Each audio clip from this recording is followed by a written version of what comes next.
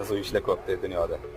Osh yegani kesing, mashinangiz yonib turibdi, vayon olaylik deyishyapti. Nima ham derdik, mana vayonga ruxsat berdik. Blogerlar vayon olishyapti.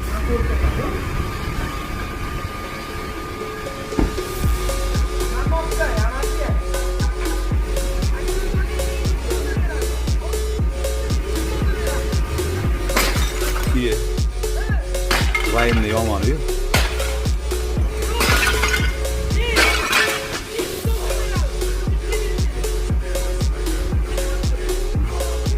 Ana biz ham mashina ham vayonga tushdi.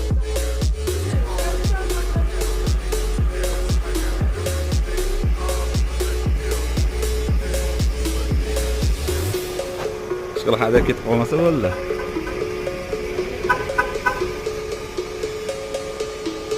Nomer ham tushdimi?